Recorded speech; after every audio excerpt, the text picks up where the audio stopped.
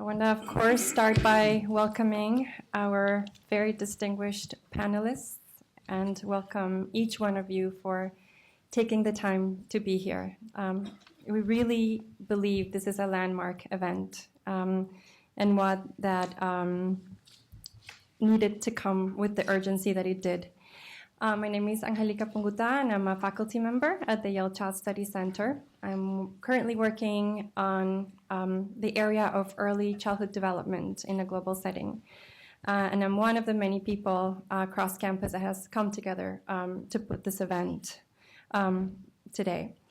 When we started thinking about this event only maybe 3 weeks ago or so, we were very worried that we wouldn't have enough time to put an event of this caliber together.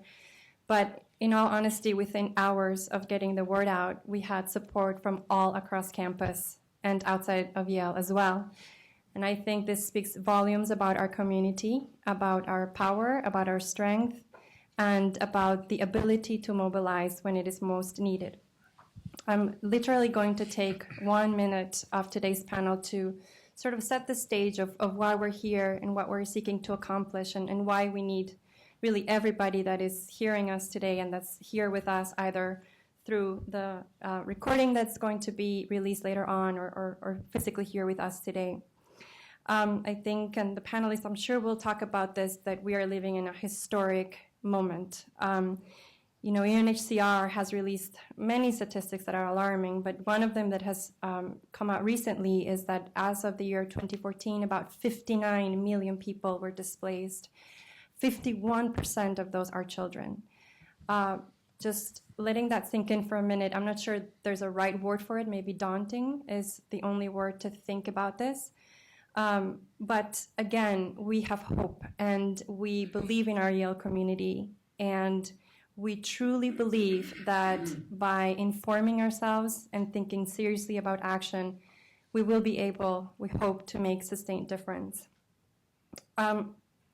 This is going to be a process, and we by no means pretend that this is going to bring immediate answers.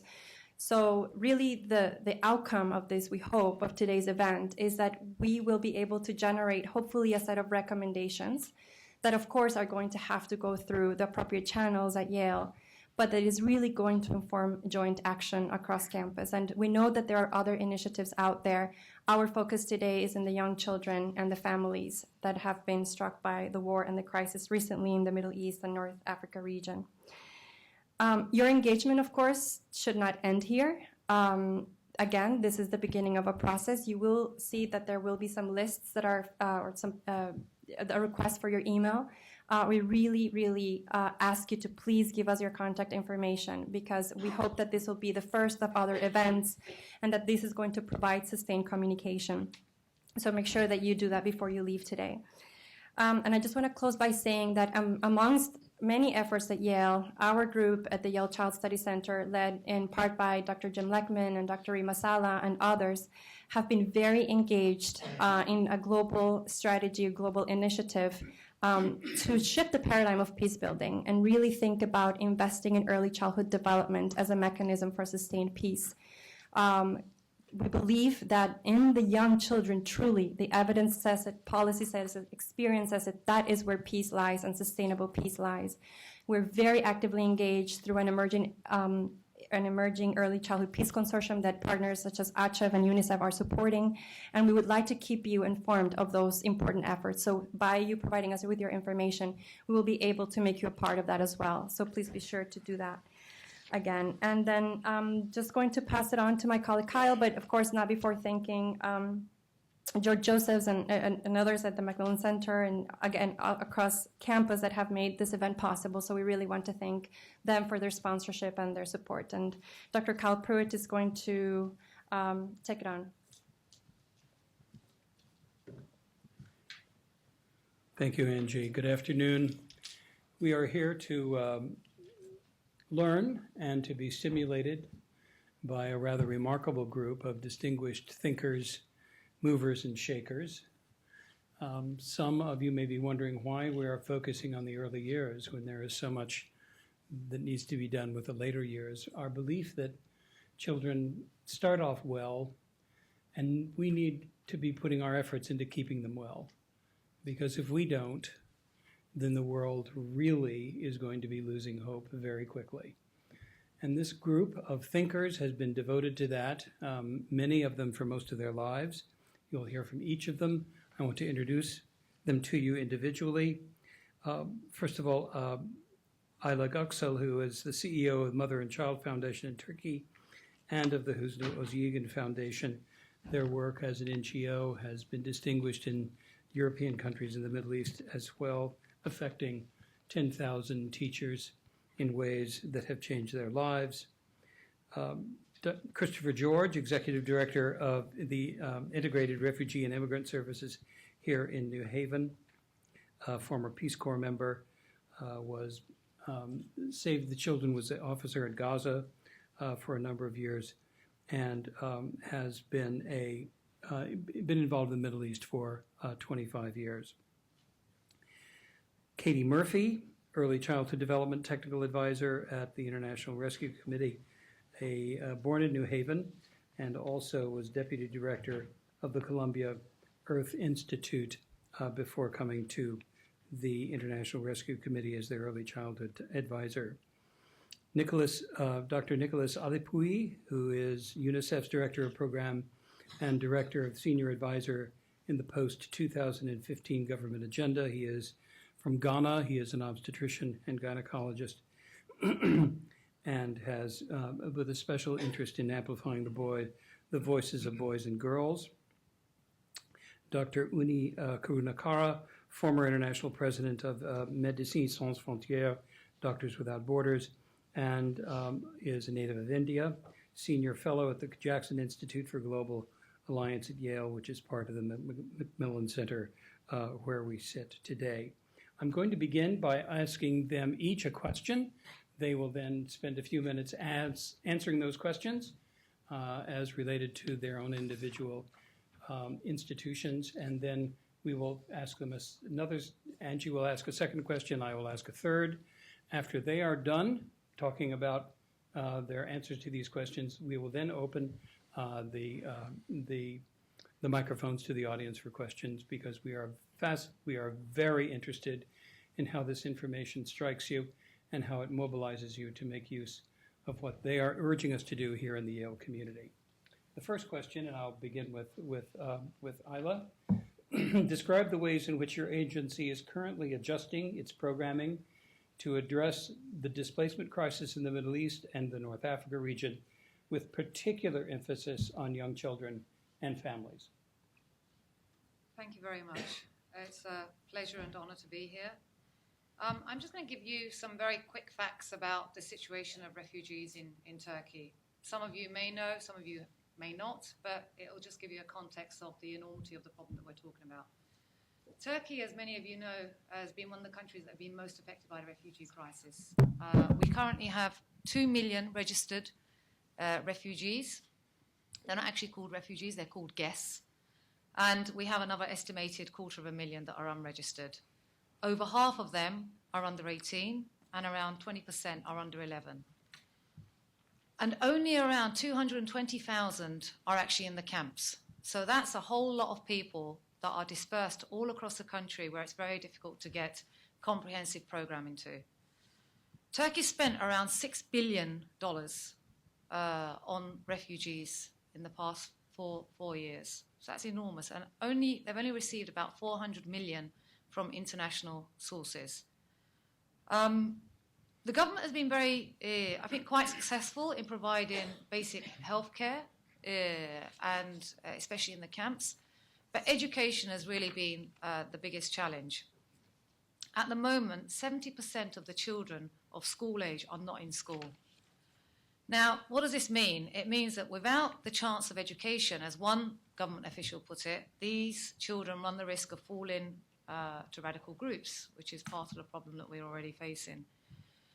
But more so, education is actually needed for the bigger question that we're now facing, which is one about inclusion and integration. Because I don't know if any of you have seen the very recent report from the Brookings Institute that came out last week on Syrians in Turkey, but the title of the report is actually called Not Likely to Go Home.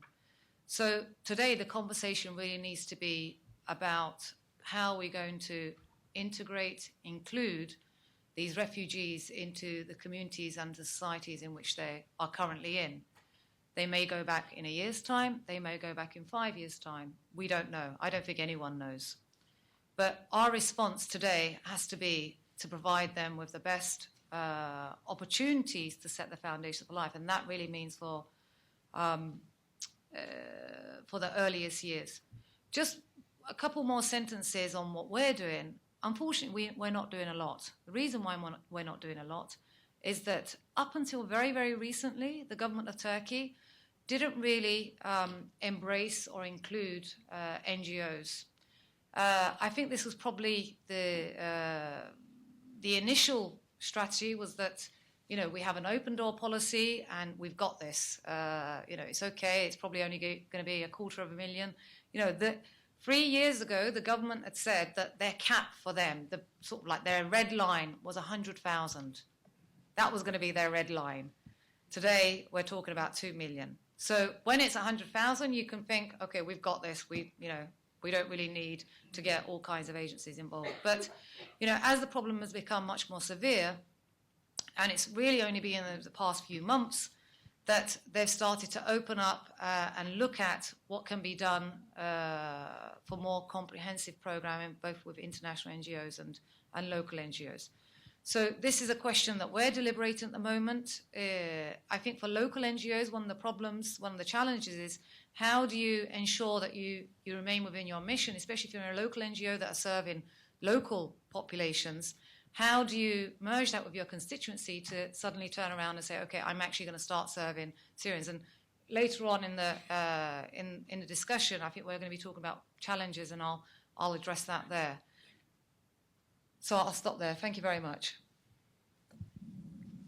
Thank you. Thanks for convening this group. It is a very important topic. Senator Blumenthal held a press conference this morning in Hartford talking about the overseas stages of the refugee resettlement process. Our work begins when refugees arrive here, and many of you are probably thinking, well, the ones who come here, they're the lucky ones compared to those who are living in refugee camps or other areas in Turkey and Lebanon and Jordan. So in some respects, they are. But we can't just drop the ball on the needs of children who come through the refugee resettlement program. 70,000 refugees over the past 3 years, every year, have been invited by the U.S. government to come to the United States. IRIS is one of about 350 refugee resettlement agencies spread across the country. 350, a network of well-supported nonprofit organizations, which is why we say to the government, you can take more than an additional 15,000 refugees. The crisis is huge. Our response needs to be bigger. So we're pushing for numbers more in the area of 200,000 refugees and not just 85,000, which is what the Department of State has mentioned. You speak to refugee parents who've arrived in this country and they say, you know, I might have been able to eke out a decent living in Jordan or Lebanon or maybe in Turkey if I'd been alone, but I've got kids and I've come to this country for their future. That puts responsibility on refugee resettlement agencies, not just to do the basics, and all of us spend most of our time doing the basics: housing, food, employment, teaching English, connecting to healthcare. Most of us treat early childhood education programs and education programs in general for refugees as kind of an extra, a luxury. It needs to be an essential service. And IRIS has tried to raise sufficient private funds and use amazing volunteers from Yale and other universities and places around the state in order to mount an education program for the children. We have an early childhood education program at our office, but just for 6 kids. There's a waiting list of more than 20. We have an after-school program for refugee kids.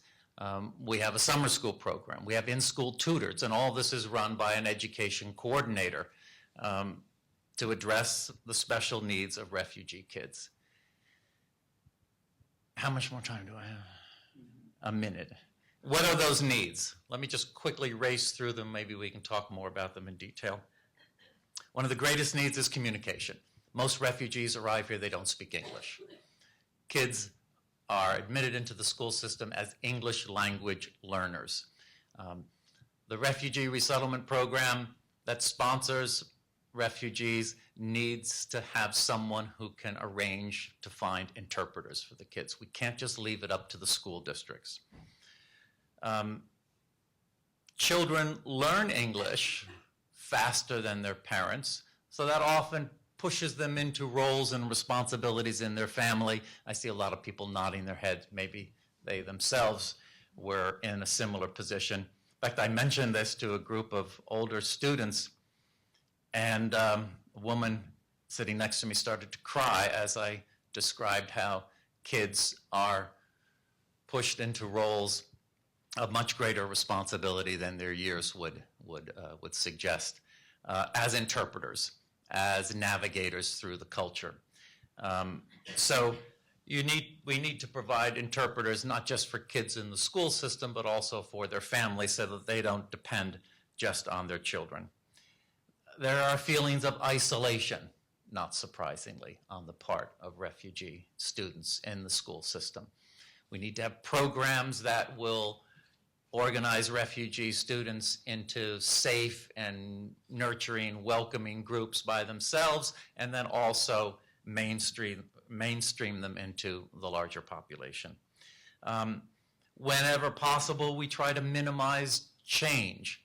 Put them in a school and not bounce them 6 months later into another school. Although sometimes this need to keep a sense of stability with refugee students, sometimes that might run counter to the other objective of finding the best educational opportunities, moving to a magnet school, for example. And we've noticed a lot of our parents are very resistant to moving their kids from the first school where they were placed to a magnet school, even though it might be offering a better education. All this points to the need for refugee resettlement agencies to have education coordinators on staff, at least part-time, to work with the school system, primarily to help the students, also the families, and then to ensure that refugee resettlement, this great tradition that we're all so supportive of, that refugee resettlement is welcomed in the community and not seen as a burden. Thank you. Thank you. Well, thank you to the organizers and to the Yale community for bringing this important topic to the forefront, and it's really an honor to be part of this panel. So the International Rescue Committee provides a unique perspective on the refugee experience in that we serve the entire continuum of the trajectory of the refugee life cycle. So beginning with our programs in Syria, where over half of the population has been forced to flee their home, 7.5 million are internally displaced living within Syria, and the rest of them have been able to flee to neighboring countries. Within Syria, we have 13 refugee camps where we're providing educational services as well as parenting programs. The parenting programs, because of the traumatic experiences that caregivers have faced in the chaos of displacement, are really focused on psychosocial support and dealing with their own trauma and experiences so that they can provide nurturing care for their children and help them to build resilience in their children.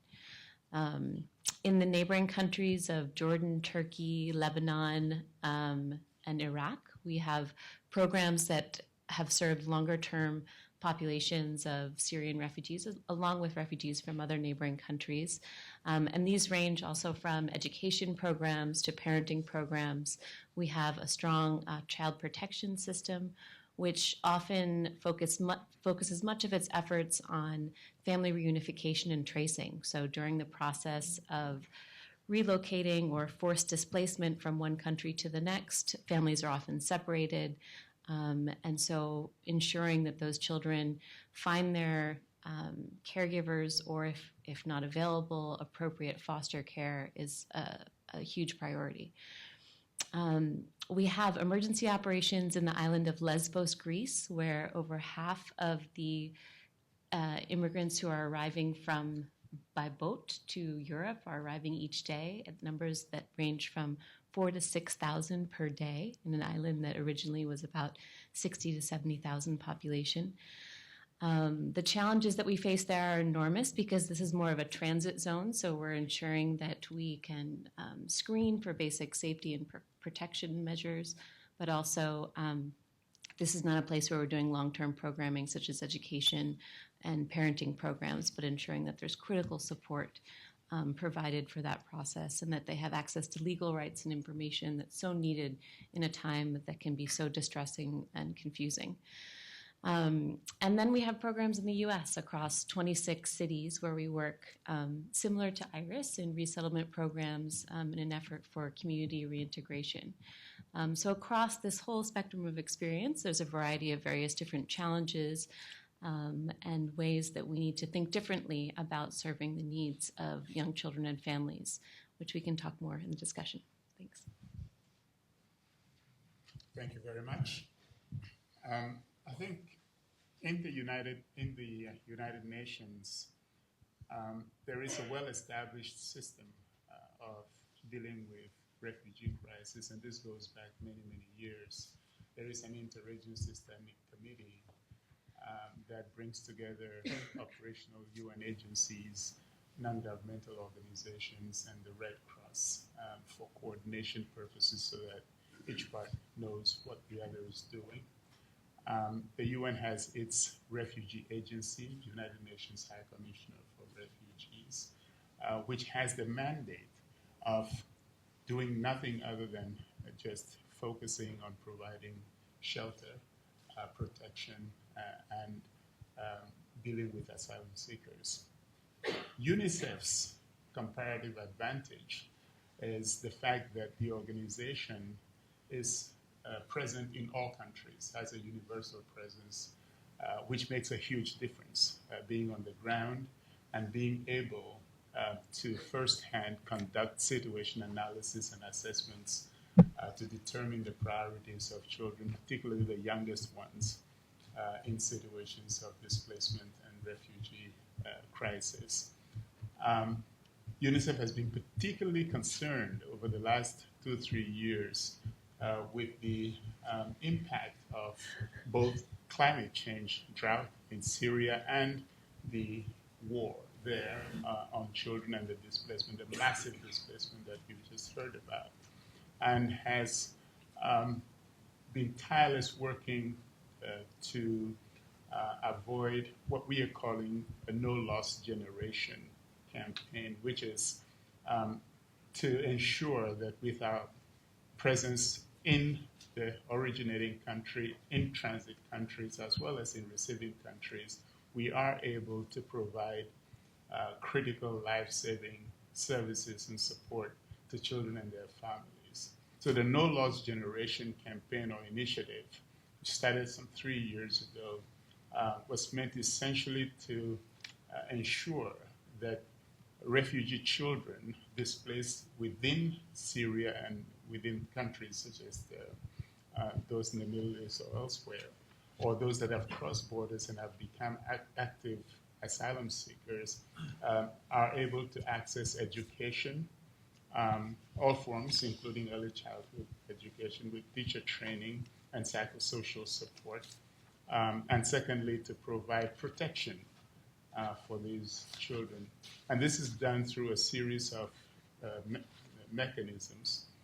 For example, our most recent assessments are being termed best interest assessments, where essentially the best interest of the child is the organizing framework around which determinations are made as to whether or not to place the children at home in a camp or in a particular institution or otherwise. Best interest determinations require the involvement of government officials and public officials generally, and this would mean where decisions are made on the type of support, the type of family support and asylum that is then provided for the needy family unit. The third aspect of this is training of local communities and leaders who provide the leadership on the ground. In a sustainable way, one would need to ensure that local leaders, particularly women's groups, youth organizations themselves are also involved in the process of resettlement and support to refugee children. Lastly, what we have been really engaged in is negotiating access for these families. This is a lot of behind the scenes heavy lifting, advocacy work, speaking to non-state actors and government in some situations to permit free access for children to move freely across the landscape.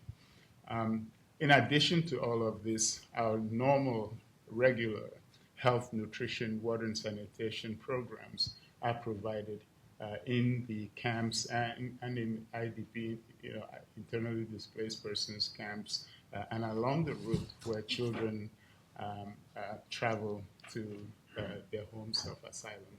Thank you.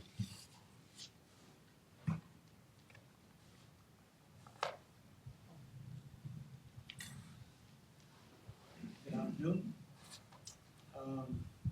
Before we focus on Middle East, I want to start a little bit further east. On Saturday, from 2:08 a.m. until 3:15 a.m. Local time in Afghanistan, MSF's hospital in Kunduz was hit by a series of aerial bombing raids at approximately 15-minute intervals. So the main central hospital building housing the intensive care unit, emergency rooms, and the physiotherapy ward was repeatedly hit very precisely during each aerial raid, while surrounding buildings were left mostly untouched. 12 staff members, 12 MSFers, and 10 patients, including 3 children, were killed. 37 people were injured, including 19 other staff members. I hope you will all support MSF in our call for an independent investigation of what clearly constitutes a violation, grave violation of international humanitarian law. Now, I start in Afghanistan to make a point. This is also going on in Syria. More than 70% of all health facilities have been destroyed. The Syrian government has had a deliberate policy to attack health facilities, attack health personnel, and to, in a very fundamental way, prevent people from receiving the life-saving care they need. Today in Syria, you have roughly 3 zones of control. 1/3 of the country is controlled by Assad, and it's controlled by the government. 1/3 is controlled by the Free Syrian Army or so anti-Assad opposition, supported by the US, supported by European governments, and also Arab countries such as Saudi Arabia, Qatar, United Arab Emirates, etc. And then, of course, the third part is controlled by what we call Daesh or ISIS, and they are, of course, supported by our so-called allies, Saudi Arabia, Qatar, Kuwait, United Arab Emirates. So and then, of course, there's Russia and Iran and a few other countries in the mix. So it's all a bit of a. So you're talking about lives of people in this scenario. As Katie said earlier, and as you said earlier, more than half the population has been displaced. I think 2 days ago, a report was released of the 250,000 people who've been reportedly killed in Syria in the last 5 years. 26.5% have been children, the mortalities, right? So these are people in Syria. Now, the lucky ones who are able to get out of the 12 million displaced, I think about 5 million have been able to, 5 million plus have been able to get out of the country. And they live in various states of, they receive various states of assistance, various levels of assistance. In Turkey, you said 70% of the students were out of school, children were out of school. That's 80% in Lebanon. Today, Lebanon, 1 out of every 4 person in Lebanon is a refugee, right? And the school system is just not able to cope. The Lebanese government has sort of committed to providing education for 200,000 students, but that's just a small proportion of the children that need to be in school. What do we do? MSF, Doctors Without Borders, we have various levels of access. We have absolutely no permission or access to work in Assad-controlled areas. We have repeatedly requested the government to allow us in to provide assistance, and we've always been denied access. Of course, we work with a large network of Syrian doctors and health professionals to provide services inside the country. We have to keep in mind today, most of the humanitarian assistance provided in Syria is provided by Syrian groups, Syrian doctors, Syrian nurses, Syrian healthcare professionals who take incredible amount of risks to clandestine operations, bringing in drugs, bringing in medical materials to take care of their own citizens. Incredible risk. Thousands of healthcare workers have been killed in the past 5 years. All of this to say that what used to be a reasonably good health system has crumbled. I mean, it's completely fallen apart. Children are not being vaccinated, so a lot of vaccine-preventable illnesses, you're seeing a rise in the numbers of vaccine-preventable illnesses.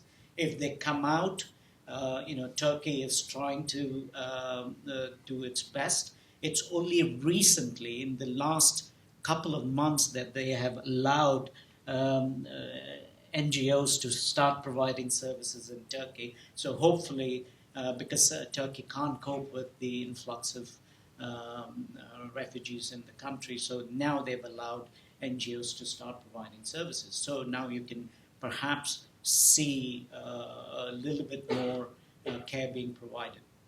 Lebanon has been stretched to its limit. It's a big miracle for me that they haven't been caught in the Syrian conflict. I had given them 1 year before Lebanon would be part of the Syrian conflict, but somehow they've managed to stay out of it. Here, of course, Lebanon does not get the kind of assistance that international assistance that Turkey gets or Jordan gets, partly because the government of Lebanon is considered to be affiliated with the Hezbollah, so no one wants to give them money. But they've managed, I think, reasonably well. There's a lot of funds from the UN, EU, etc., which sort of helps. In Jordan, of course, the numbers are much lower. But don't also forget that many of the refugees are in Iraq. More than 500,000 refugees Syrian refugees are in Iraq. And this is going from, one boiling pot to another boiling pot. Unni, thank you very much. Yeah, no, just one more. I just want to complete this, sorry. Then, of course, you shouldn't forget all the people coming to Europe. But remember, the refugee flows to Europe, only a small percentage are children. It's largely adult males, but that doesn't mean that the children who come have needs. I mean, we've been rescuing people from, we have 3 boats in the Mediterranean all summer, picking people up from boats that are about to capsize with children, etc. So the entire journey from conflict to a place where they find refuge is fraught with danger, and every step of the way there's incredible amount of assistance and service that needs to be provided for children, but not just children, also others. Sorry. Thank you, Unni, and everybody for this incredibly important contributions. And this next question is probably, at this point, a little bit more of a recap. You've touched on this just a little, but we really want to, Unni, you make a really good point. I mean, this is a crisis across the lifespan. Again, today we had to make a decision to focus on children, and we really want to think about now challenges in this area in particular. And we want to hear from you all, either recapping or new information on what are the greatest challenges in reaching the most vulnerable children and providing not only their safety, but as well as access to services that and environments that promote and protect their healthy development.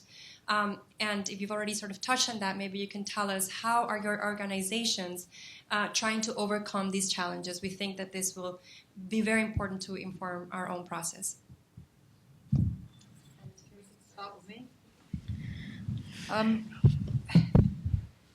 I mean, very quickly, we have already talked about it, but there's one aspect that I haven't talked about. We talked about education a lot, but the child doesn't live in a vacuum, doesn't grow up in a vacuum. It has a family, and that family needs to subsist. And for that to happen, that family needs employment. So that is the biggest challenge facing Turkey at the moment. We have to provide education, and we have to provide some form of legal employment. Although the government of Turkey came out again about a year ago saying they would enable the refugees or the guests to seek employment and to be gainfully employed. Just before the elections, this was sort of retracted by the Ministry of Labour because it's obviously causing tensions among the local populations. But this is something that needs to be addressed, because I'm not talking about what's happening in Syria. That's an altogether different situation, or what happens in Europe or in America, because again, that's a different situation. They're here, they're on the path to resettlement. In Turkey, it's very much still a transition process. But we have only just got to the point where saying this is not a trend. We have to start thinking about long-term development and longer-term integration. So in terms of challenges, education, employment, strengthening Turkey's reception and integration system, and also managing this whole risk of xenophobia. This is a huge challenge. When you have 2.3 million people, in some provinces, the refugee population has exceeded the local population. Now, can you imagine what this does to the fabric of a community? And you have to manage that risk of xenophobia. And I think that we need to coordinate better this whole global humanitarian response and this notion of burden sharing. Yes, Lebanon, Jordan, Turkey have all been very generous, but the generosity has limits, just purely financial limits. I don't think that Turkey can spend another 6 billion. I don't think that Lebanon and Jordan will be able to spend how much they have. So the burden sharing has to happen, and it has to happen very, very quickly. And we need more comprehensive programming. One point on young children. I mean, I think we've touched a little bit upon how it's important to focus on the young children, but it's like focus on young children and their families. This is what I think is most important, because there is this obviously a huge sensitivity, but if you can build up resilience in the family and when they're going through this fragile state, then they will be better prepared for whatever they will face in the future, whether it's staying in that country, whether it's going to Europe, or whether it's going back to their own country. That we've seen that working with families, with children in their most formative years can really make difference. Unfortunately, despite all the best intentions of both the local NGOs and the international NGOs that have been working, at least I can only speak to Turkey. I don't know so much about the other countries. It's actually not reaching that many people. I mean, in terms of, I know of the local NGOs that are working, they're reaching like maybe a few hundred there, a few hundred there. It's not anywhere near the scale that it needs to be at. And similarly with the international NGOs, As the speaker before me said, Turkey was actually sort of closed off to international NGOs up until quite recently. So the pockets in which they were allowed to operate were again quite small. They were certainly not out in the local communities where the majority of the refugees are. And it also means, and this is my last sentence, is that in many communities now you have like parallel communities. Because we haven't addressed this issue of integration or inclusion, there were Syrian schools being sprung up, and nobody knew what these schools were doing, what they were teaching. It's only like a few weeks or months ago, the Turkish Ministry of Education said there are going to be no illegal or informal schools operating. They're all going to be taken under the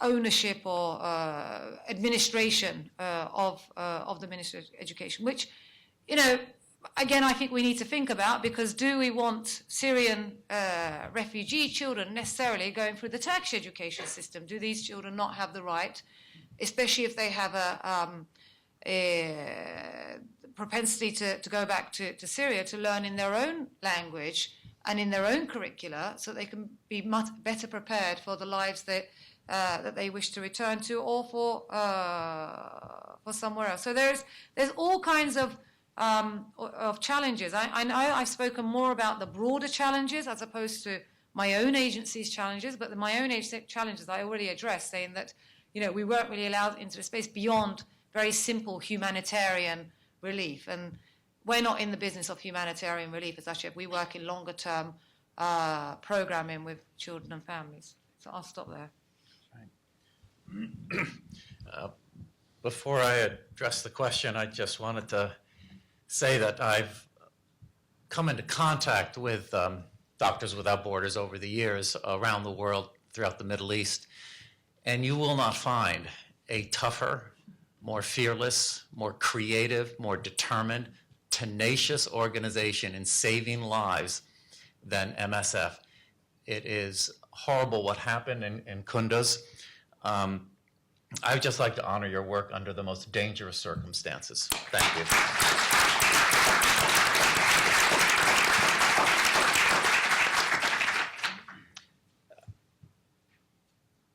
It is important to look at the family. And families of refugees coming to the United States go through a lot. Their parents are probably wondering, why the hell did we ever come here? I can't learn this language. How am I going to find a job? How am I going to pay the rent? Will my children respect me if I come home and tell them my job is washing dishes? It is a stressful, depressing for some, high anxiety experience that parents go through. And they're not always there to support their children. And some of that stress is transferred to the kids. The kids have, in some cases, experienced some horrible persecution and violence. They carry those scars with them. They need counseling when they get to this country. Language is a huge obstacle. We need the resources, refugee resettlement agencies need the resources to make sure that they get that care. It's not always recognized because they don't speak the language. Parents, their parents will maybe be the last people to reach out for help because there's still stigma associated with mental health needs. So we need to train teachers and others who are working with these kids to be extra sensitive, have their antenna up, spot the needs as they surface, and get them the care they need. It's interesting, the transition to schools in the United States is a difficult one for refugee kids. Most have had some formal schooling, but it's all been interrupted. Almost by definition, a refugee child's schooling has been interrupted. They'll often tell us that they're appalled by the lack of discipline and the lack of respect in American schools, the lack of respect for teachers. I spoke with an Iraqi who had been a teacher in Iraq, and he said teachers were practically next to God in terms of respect. Here, they're treated like dirt. That's an adjustment for kids. The challenge that we're facing now is how to maintain community support, keep the focus on the needs of refugees, and make sure that the support continues. My phone has been ringing off the hook for the past 3 weeks. Emails are streaming in from all over Connecticut, from Woodstock up in the Northeast to Wilton. Every community wants to help refugees. How do we maintain that? How do we keep that level of support and public attention high? That's one of our challenges. Thanks.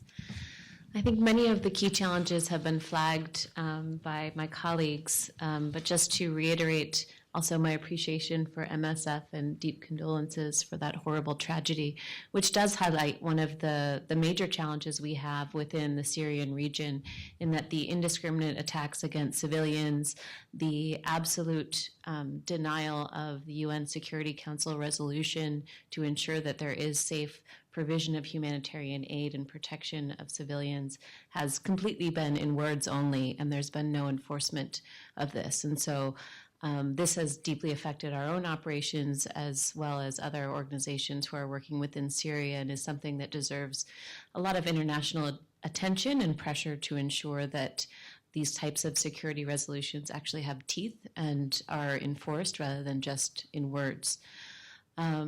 So the challenges vary drastically by context. Where we're working in Lebanon, as Unni mentioned, a quarter to a third of the population is projected to be Syrian. The government, despite their efforts, have not been able to absorb the enormous influx of refugees. And so working to provide educational services, again, parenting programs, is very difficult, particularly in contexts where they're not just living only in camps. Often that's what you see in the news, but we work very closely also with street children. And as Ayla mentioned, we don't just look at the situation of the children, but the drivers of what brought them to the street. And often that is the lack of economic resources for the caregivers who push their children to beg or sell on the street, because it's actually more income than they could generate themselves. And so providing livelihoods training, trying to secure employment for mothers and families of small children to ensure that they're not going out in the street is one way that we're able to support that. The challenges that we face in a context like Greece are very different. We see women who are arriving breastfeeding their children, and due to the trauma of displacement are unable to provide, are unable to breastfeed their child anymore, and so they're suffering from nutritional deficiencies, but also need psychosocial support to go along with the medical intervention that needs to be provided in that context. So across the various different situations, we look, we try to address these challenges. It's actually pretty hard to pick out a few challenges to speak to about the kind of dramatic crisis that's unfolding out there. It's extremely complicated and complex. And as was just mentioned, depending on context, whether you're dealing with challenges within the country, the originating country, or in countries in transit where the refugees transit or where they arrive as destination, you face different types of challenges. And in our case, because we have this universal presence, these challenges manifest themselves in different ways. What I have done is categorize them in 4 or so easy to remember topics. One is the ability to continue to monitor the grave violations of children's rights, which is the ability to collect data, speak to local organizations, speak to mothers and children themselves on any forms of abuse and grave violations, particularly that are happening within their life and within the transit through various countries on the way to destination. So data collection, evidence-based, and the monitoring of grave violations of children is one area in which we find it extremely difficult to carry on following a migrant population that's moving from one place to the other continuously, but experiencing different types of abuse. The second is that, of course, it's already known that UNICEF has a well-recognized voice for children and is an authority on issues related to children. But this voice tends to be drowned out when there are loud abuses and there's loud open battles going on. You're never quite sure how much you can say or expose of the situation of children without first putting more people in jeopardy or, in fact, closing access to the organization itself in areas where there is ongoing conflict. So even though the voice is there, the use of the voice to defend children, I find, in my experience, has been constrained by practical reality. And so at times I have a feeling we are not speaking out loud enough, and at times when we speak out too loud, the doors close in our face. Third, capacity. When you're trekking along with a moving population, you don't always have resident capacity and adequate capacity to deal with the requirements in terms of service provision as well as protection of children and women as they move, especially in the area of psychosocial support. Movement is traumatic for children and for their parents, and it's extremely important not to underestimate the psychosocial impact of this type of situation on young children. These are experiences that they carry with them their whole life, and a lot of children are shaped by these experiences moving forward. And at times the trauma persists over years, and it's necessary to catch these impacts early. The problem is that there isn't enough capacity, given the numbers that we are talking about. A whole entire half population of Syria has been displaced, to provide the support not only to children but also to their parents. And finally, the issue of detention of children. Whenever the family or the child is arrested, the ability to negotiate alternatives to detention. It's fraught with all kinds of ethical dilemmas. If the parents are detained, would you rather have the child with them in detention or separate from their parents in a strange land? And these kinds of challenges. But what it means is that there is a need to work out an alternative judicial protection system for young children and their parents in situations of what is termed illegal migration or when the asylum situation fails. So let me leave it there for now. Just a couple of minutes, maybe? Yes. So the biggest challenge that Doctors Without Borders faces in providing services for children is access. It just can't get to the children who need care the most. So there are several reasons why we can't get to them. One is, of course, conflict. And in conflict inside the country, there's deliberate attack of healthcare workers, doctors, etc. Second is registration delays in Lebanon and in other countries, because registration of people coming across the border is what entitles them to benefits. So registration delays, which has happened a lot in Lebanon and in other parts, is one big barrier to children receiving the services they need. Second, government policies. So we just heard about Turkey and their policy towards refugees. that is changing slowly, but government policies, not just in Turkey, but also in European countries, is another big barrier to children receiving assistance. Third is just lack of respect for international conventions that have been signed. Refugees have a right to seek asylum, yet all sorts of barriers are being placed to prevent refugees, families, and their children from seeking asylum. So that's another big barrier why they don't get care.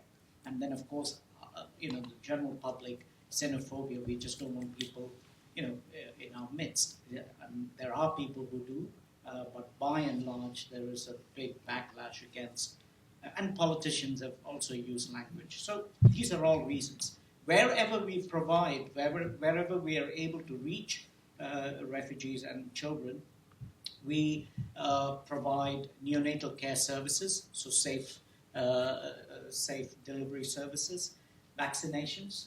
In northern Syria and in other places, we vaccinate all children. We try to, the full EPI vaccination schedule for children under the age of 3. And we have had specific measles vaccination campaigns in several places in this context. Then another big need is reconstructive surgery. There are an amazing number of children who have been injured, they have been burnt, they've lost a limb, and they need reconstructive surgery and long-term post-operative rehab services. So this is something that really requires attention, because a number of kids who've been affected by conflict, not just mentally, but also physically. And then last, of course, as you said, is mental health, which we also try and provide counseling, safe spaces, all that sort of stuff. I think perhaps IRC does more in that regard than we do, but wherever possible, we also provide mental health services for refugee children. Thank you, Unni. We have time, I think, for one question. If you'll step to the mic, please.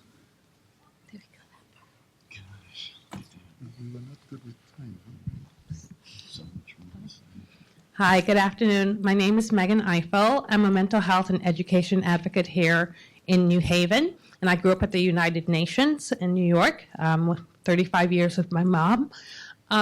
Most of what you described here is what we are dealing with here in New Haven at some level. And I've also come to other conferences here with Middle Eastern women.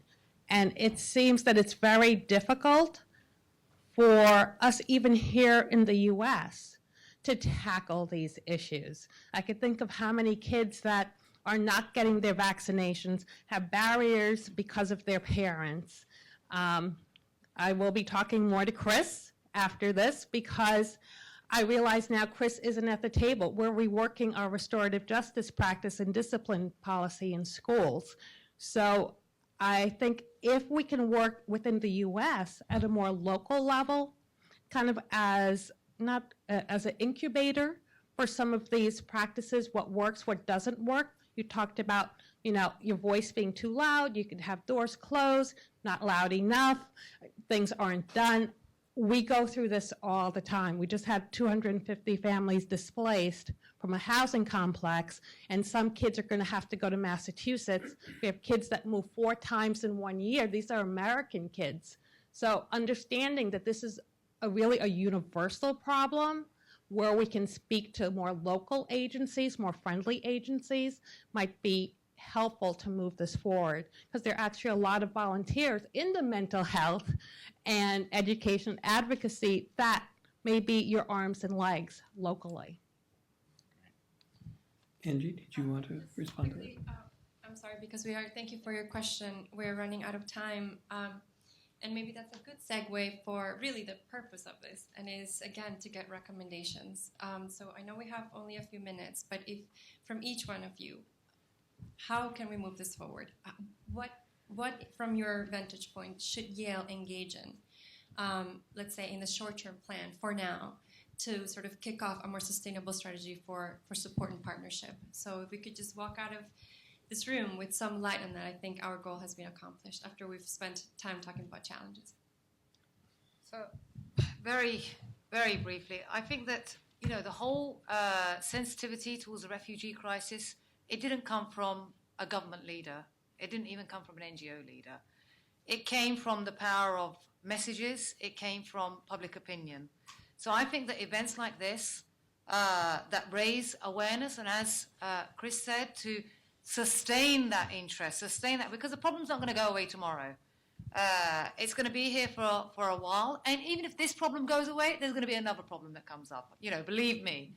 So how do we maintain this interest and awareness and ownership?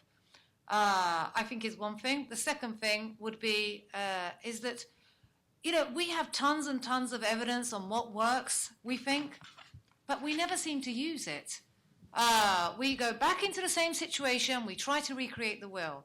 So something that Yale could do, I think, at the end of the day, this is an academic community, use this as an opportunity to really monitor and gather information on what is working in the interventions, and maybe what is not working, so that next time around the crisis comes around, and as I said, believe me, it will, then we know much more quickly what to do. Thank you. We need to devote specific attention to the healthcare needs of children. Refugee resettlement agencies have to have the resources to have someone dedicated to the healthcare needs of refugees on staff. The same for education. We must have the resources and the support to have at least one person devoted to meeting the educational needs of refugees. I've done the math. It's about $300 per child per year to sustain those services in the 350 refugee resettlement agencies across the country. That comes to only $12 million total. So any of you know Bill Gates or anyone in that category, see me afterwards. I think Yale is a collection of brilliant minds, so if we could put them all together to come up with generating what my colleagues have been saying, actionable evidence. We know what works, but often we can't, there's a difficulty in translation from the published research to how we can actually use it in the field. And I think some of the brilliant minds in this room and your friends and colleagues can help think through how we can actually translate that in real time in practical ways. Specifically, we need better child protection assessments that can look at the sensitive issues for young children. UNICEF has done a great job in developing interagency tools, which we use, but there's still a long way to go, and I think that we can integrate that with ICT. We could find new innovative ways to deploy these more effectively, and yeah, several other initiatives. I think this kind of advocacy is really important. I don't want us to forget that the crisis in the Middle East is enormous in scale and scope, but we work in 40 countries around the world. There are refugee crises that are happening all the time that don't get the same amount of media attention, often because there are places that are a little bit less interesting, perhaps, to the American public. And so let's not focus all of our attention only on this one crisis. Let's think more broadly about the geopolitics of refugees and how we can be more effective. I fully support what you just said. And I think it's an opportunity to use this to draw attention to the broader crises around the world. Definitely, if anything changes, it will benefit programming and policy work more broadly if this spear point helps us to move forward. Because of time constraints, let me just list the three things I have on my mind for recommendations. One, of course, is the research, the data, evidence-based, and knowledge management.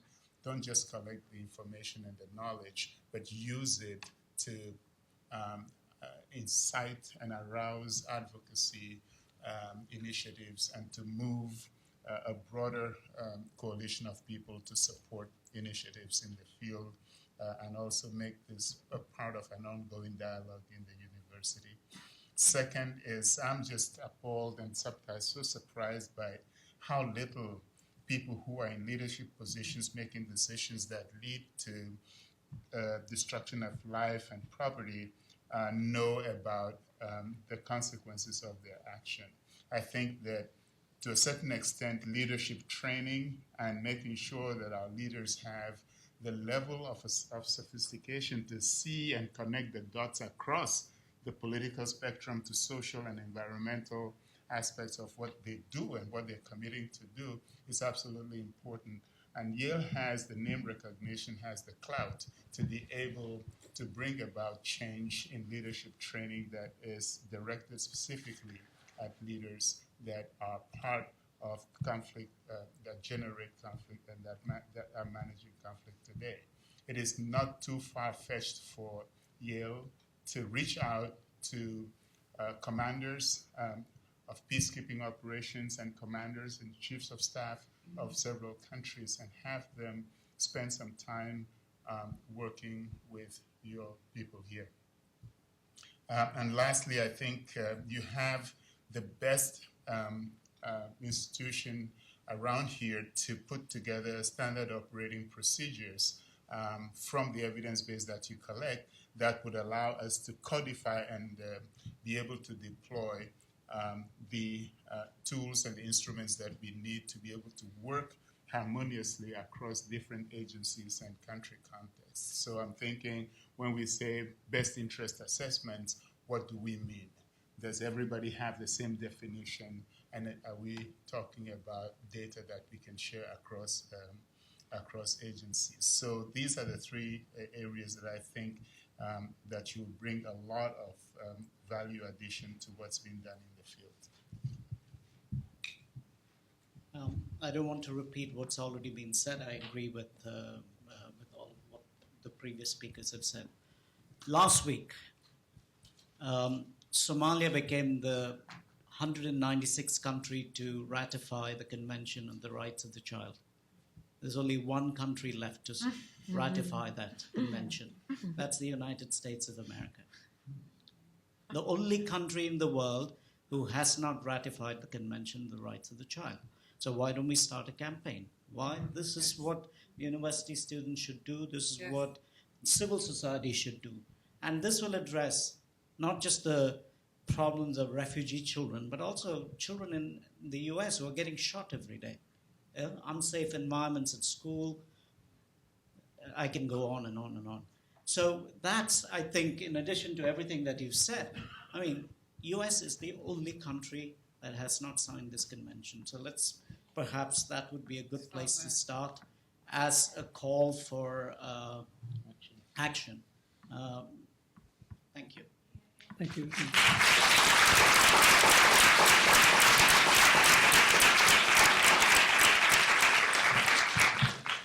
We are just getting started. How sad that we must stop. But I feel less discouraged than I often do after these conversations because of the recommendations that you have given us and the charge that you've given to the university with its resources and with its remarkable assets. And I hope everyone here feels the burden of that obligation and the opportunity. I want to finish asking, because there is an initiative that has begun here at the university that starts very early in this process to think differently about children's experience and their appetite for peace and how we can possibly exploit it rather than extinguish it. Angie, do you want to say something about the early childhood peace building? Yes, for those of you who were not here at the beginning, our group at the Yale Child Study Center is engaged along with UNICEF, ACEV, and other partners in a global initiative to really shift the paradigm of peace building towards social investment, in particular early childhood. Again, we believe that, as we've all been saying, sustainable peace starts in our children and their families. The consortium, again, is emerging, but a lot of exciting things are happening, and Yale is in the middle of those conversations. And we're talking UN level, government level, as well as grassroots level work, a lot around knowledge transfer, knowledge translation, knowledge brokering. It's something that is fairly nascent, but that we really need our Yale community to rally around. And we are generating communication platforms and strategies around this. So that might be a venue or a mechanism for us to sort of work together towards this, along with synergies that are starting today. So just very quickly, following this panel event, a few of us that have been convened and are ready to discuss this are hoping to sort of digest what has been said today, talk to the relevant sort of mechanisms here at Yale to see how we can get something either more formal or more structured around this. And we would like to communicate that with you all. We're going to use our virtual communication strategies, our media who are supporting us, to make sure that you stay engaged and that we can, in the most coordinated and well-informed fashion, can move forward. So again, this is the beginning. Thank you for being here, and please stay in touch in the days to come.